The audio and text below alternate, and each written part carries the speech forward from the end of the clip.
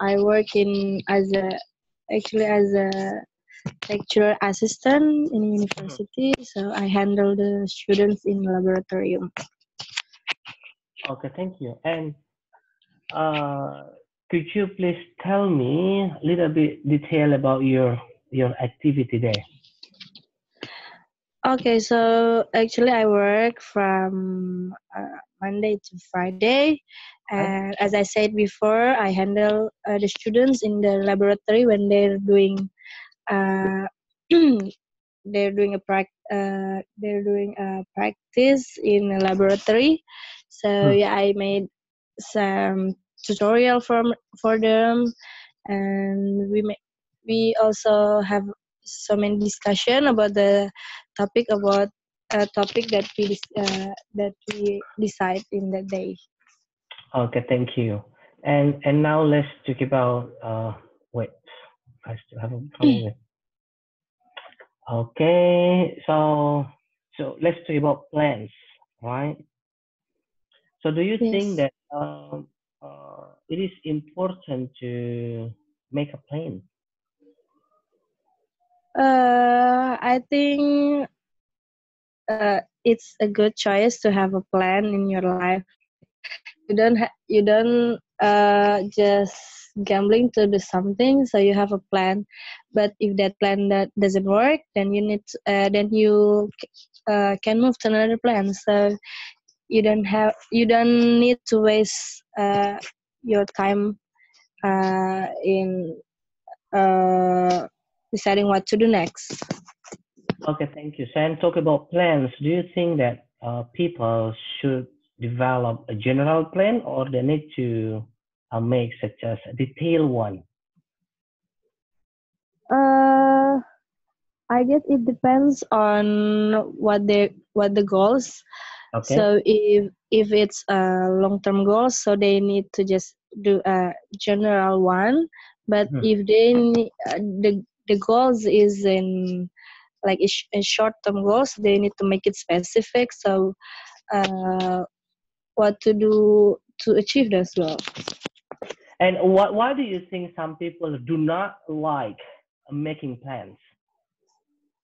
Because yeah, sometimes I heard it from my friends that they don't like making a plans because they think it's not like if you plan something then your life will be so bored. It's not there is no excitement there, and also they are lazy to plan because yeah, sometimes what they plan is not work as it is. So yeah, just make it flow as it is. Okay, so how do most people in general plan their future education and their future Pardon career? me, can So, you repeat? okay, how do most people in general plan their future education and their future career? Okay, so in our education now, as I see that teacher and parents have they also make a decisions for their children what to do in their child education and career. So yeah, based on those insight from parents and teacher, someone could plan what actually they they gonna do in their education and in the career. So and also we can see what we can. I mean, we can't see 100% what we can do, but we can accept what others can see from us. Okay, thank you. And now let's move to the next topic. Let's talk about motivation. Okay, Mm. what can make people do to stay motivated? Uh, for myself, I think for myself, in myself, like how I always be motivated to something. Yeah, I write my goals in my room, and also uh, I always remind myself that this is my goals. I need to achieve it, and what can I do to achieve that goals.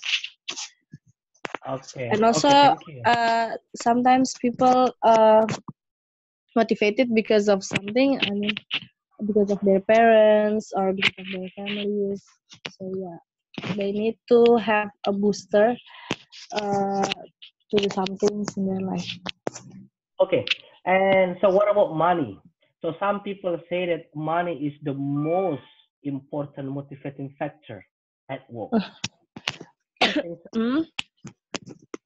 Uh, yeah. Nowadays we can resist money as a motivated thing. I mean, uh, it can be. So yeah, I mean that's the that is like a measured thing that you can uh, that that you can know how far your goal is. Like uh, you want to achieve kind of uh, specific career, then if you already in this place, so yeah, your money also need to be increased. Okay, thank you very much. And now let's move to speaking part two. So have you Mm-hmm. provided your own paper and your pencil there? Yes. Okay. Okay, that's great. Then I will share the questions. Is it clear? Yes. So can you read the questions there? Yes, sir. I can hear Okay, you. that's great. I would like to ask you to describe a period of time from your studies that was the most difficult for you so far. So you should say when it was, why was it hard, and what you were doing at the time. So then you have 1 minute to prepare. You can start now. Okay. Okay, you can start.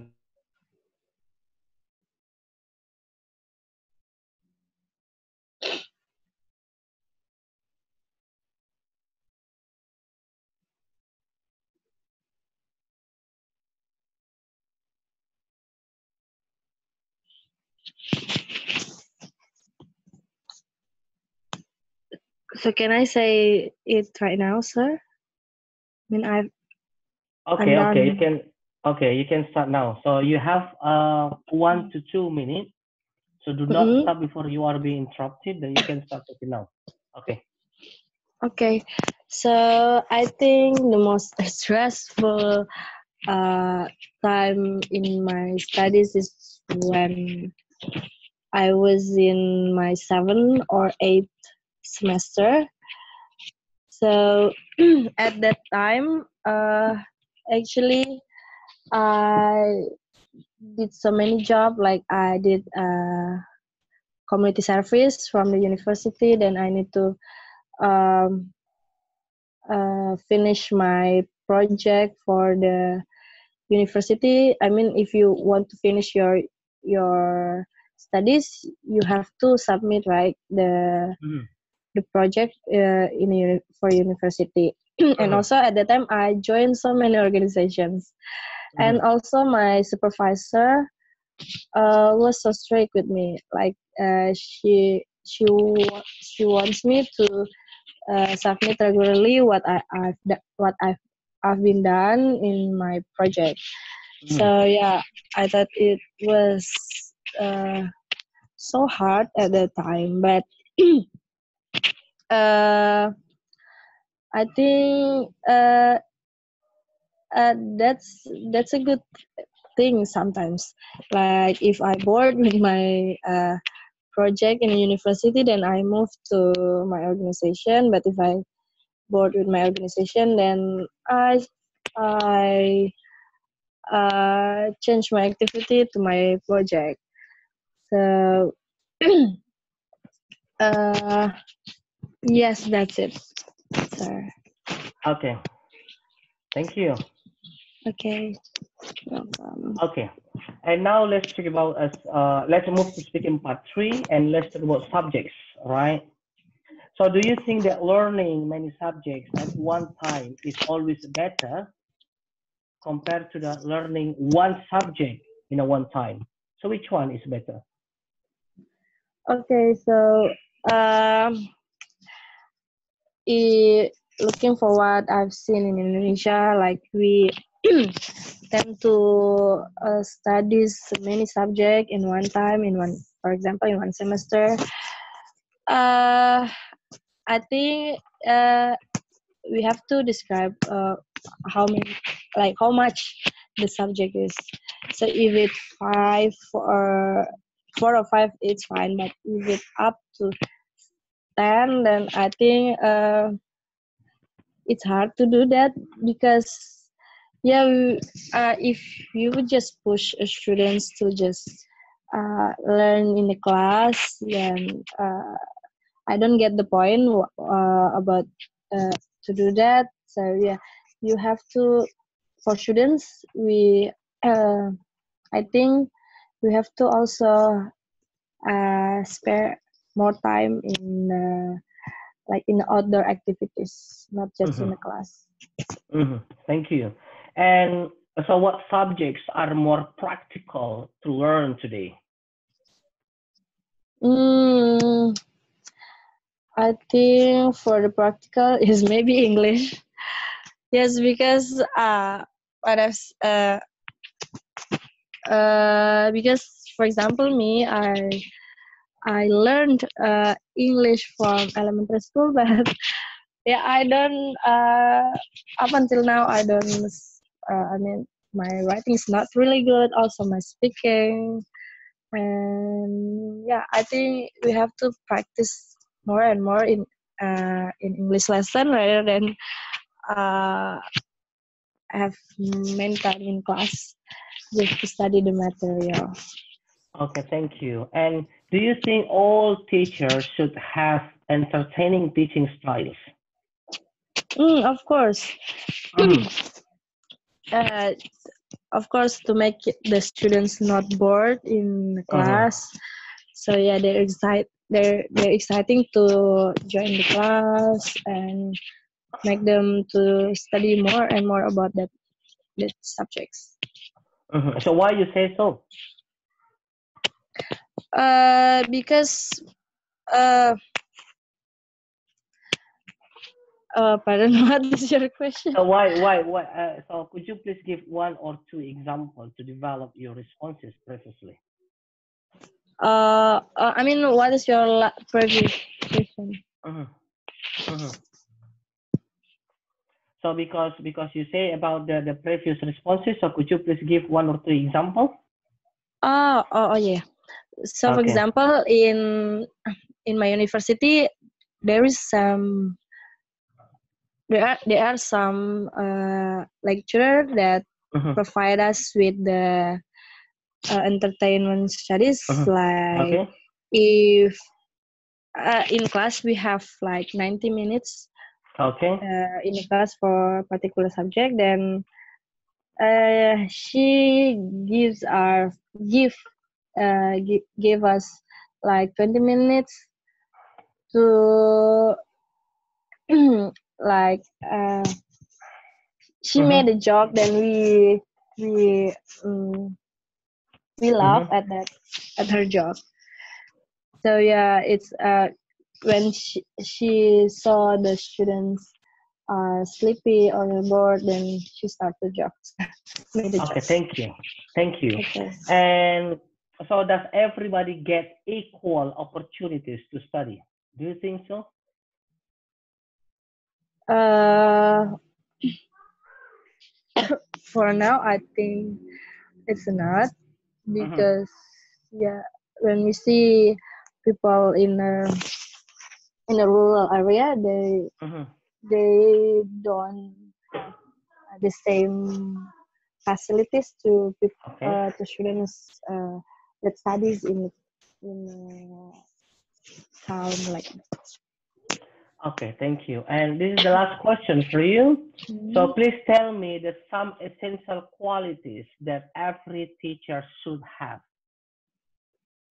Uh, Probably they need to have good communication skills.